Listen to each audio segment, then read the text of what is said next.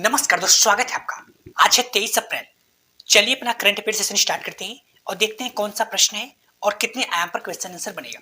उन सभी को देखने का प्रयास करें। और हाँ, कल का 22 अप्रैल वाला भी करंट अफेयर आज ही कंप्लीट करेंगे। चलिए स्टार्ट करते हैं। आज का पहला प्रश्न दिवस से है।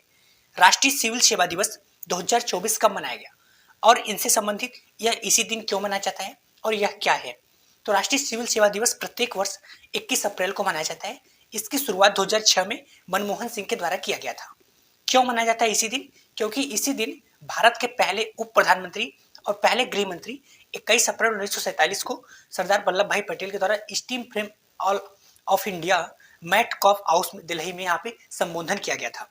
और ये जो मैटकॉफ हाउस था ये दिल्ली में स्थित है। तो इसी संबोधन के दौरान पे इसी तिथि के दिन राष्ट्रीय सिविल सेवा दिवस मनाया जाता है। अब क्यों मनाया जाता है, क्या कारण है इसका? तो यह दिवस सिविल सेवकों की कड़ी मेहनत और समर्पण के लिए धन्यवाद देने के लिए एक अवसर के रूप में मनाया जाता है। सिविल सेवा जो संघ लोक सेवा आयोग होता है या राज्य लोक सेवा आयोग होता है, इसको संविधान के भाग 14 में रखा गया है। समझ के, वो चाहे संघ लोक सेवा आयोग हो या राज्य लोक सेवा आयोग, ठीक है जी। और अभी हाल ही में 14 अप्रैल को कौन सा दिवस मनाया गया? डॉक्टर भीमराव अम्बेडकर दिवस मनाया गया। ये प्रारूप समिति के अध्यक्ष भी थे, है ना, संविधान सभा के प्रारूप समिति के। 13 अप्रैल को कौन सा दिवस मनाया गया? जलियांवाला बाग दिवस मनाया गया। 11 अप्रैल को महात्मा ज्योतिबा फूले दिवस मनाया जाता है। चलते हैं नेक्स्ट टॉपिक पे। नेक्स्ट टॉपिक सैन्य अभ्यास से। हाल ही में भारतीय नौसेना ने पूर्वी लहर अभ्यास का आयोजन कहाँ पे किया? जैसा कि नाम से समझ में आ रहा है पूर्वी, तो जी हाँ, ये पूर्वी नौसेना कमान द्वारा इसको शुरुआत किया गया है। ये कहाँ पे किया गया? तो पूर्वी क्षेत्र में ही, बंगाल की खाड़ी में। कब से कब तक ये चला? 18 अप्रैल से 22 अप्रैल तक। इसमें कौन पार्टिसिपेट करेगा? तो ये बंगाल की खाड़ी का मतलब समुद्री होगा। तो जी हाँ, यहाँ पे जहाज, पनडुब्बियां, विमान और हेलीकॉप्टर यहाँ पे शामिल हुए। यह क्यों किया गया? तो अपनी युद्ध क्षमताओं का परीक्षण करने, समुद्री सुरक्षा को सुनिश्चित करने के लिए इसका अभ्यास किया गया। इसमें और क्या क्या किया जाएगा? इसमें सतत से सतत जो मिसाइल प्रक्षेपण होते हैं उसका प्रक्षेपण किया जाएगा। साथ ही पनडुब्बी रोधी युद्ध अभ्यास किया जाएगा। मतलब कहने का मतलब यहाँ पे अपना जहाज, पनडुब्बियों और विमान की सहायता से यहाँ पे अभ्यास किया जाएगा।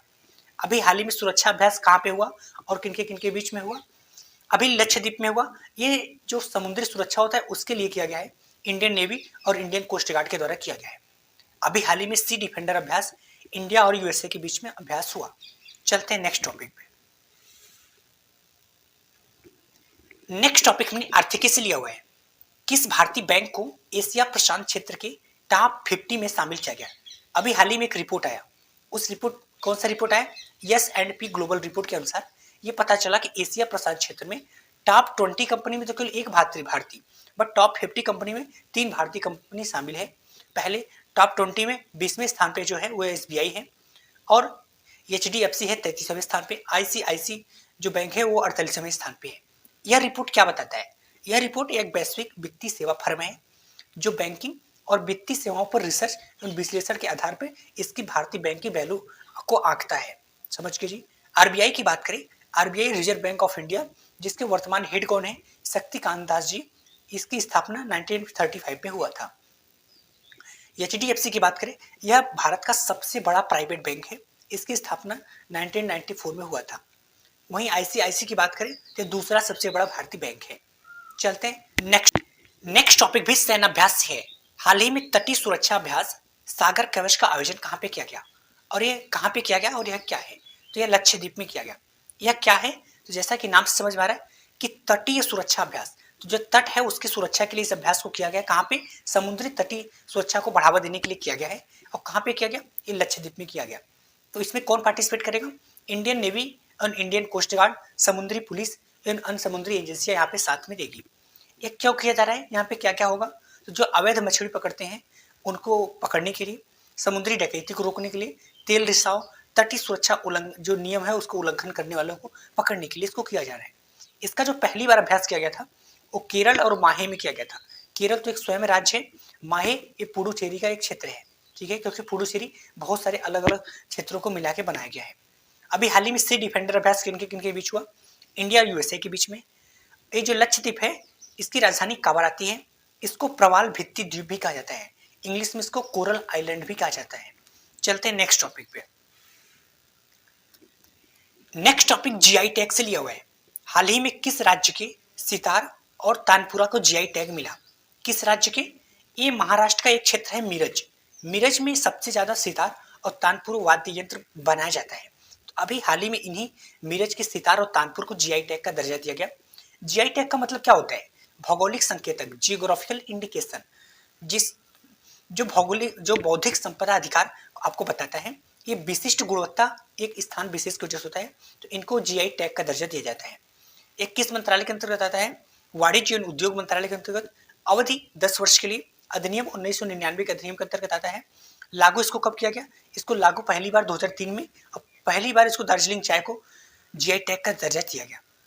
अगर बात करें सितार से संबंधित जो महत्वपूर्ण है, पंडित रविशंकर जी, ये सितार संबंधित है। इनका जन्म बनारस में हुआ था। बांसुरी से संबंधित हरिप्रसाद चौरसिया जी। गिरजा कुमारी जो कि गायिका हैं, ये ठुमरी गायिका के नाम से प्रसिद्ध है। इनका भी जन्म बनारस में हुआ था।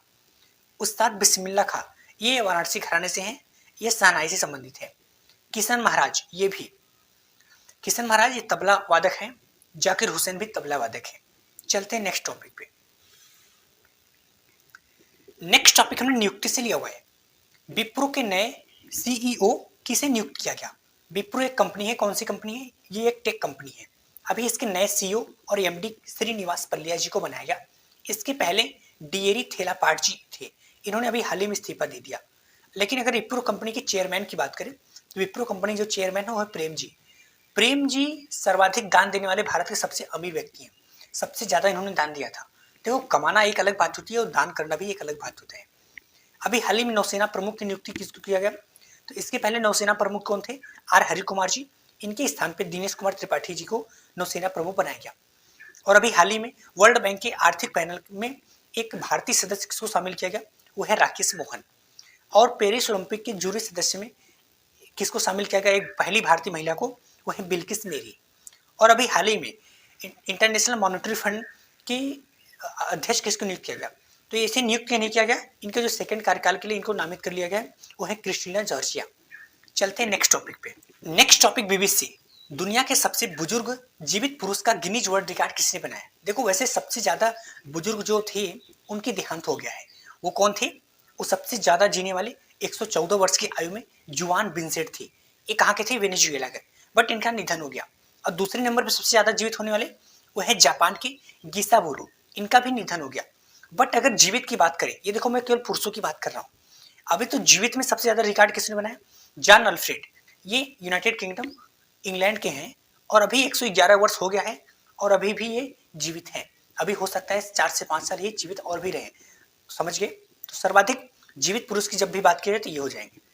और सर्वाधिक उम्रदराज की महिला की बात किया जाए तो मारिरा मुरेरा जो कि 117 वर्ष की आयु में निधन हुआ था, है ना जी। और अभी हाल ही में एक रिकॉर्ड और भी बनाया गया।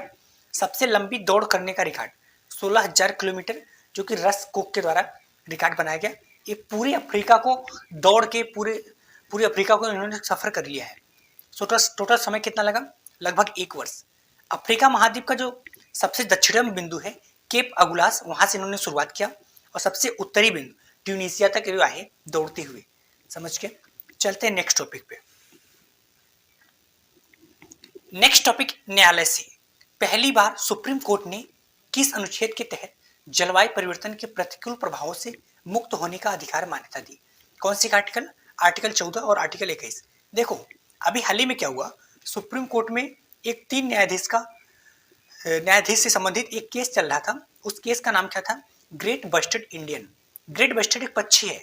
इस पक्षी के अधिकार को लेकर एक केस चल रहा था।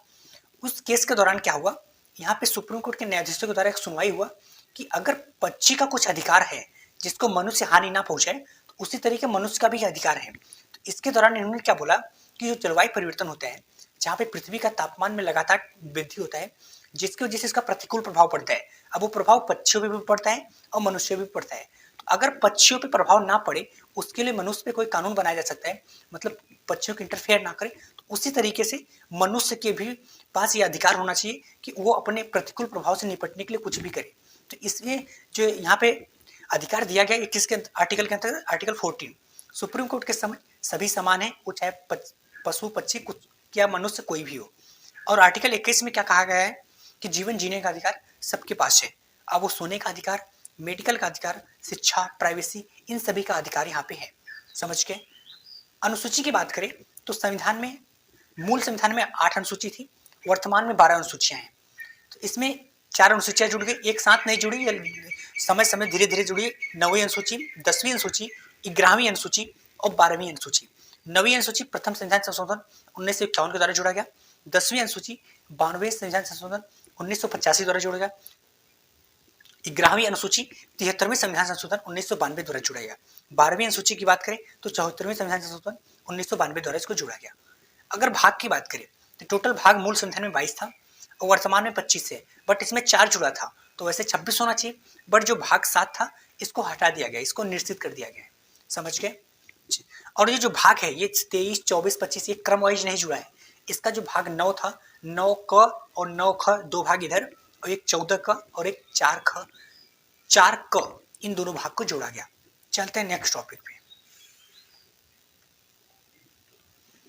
नेक्स्ट टॉपिक संधि एवं समझौता से हाल ही में भारतीय सेना ने किस देश के इग्लायस का अधिग्रहण किया।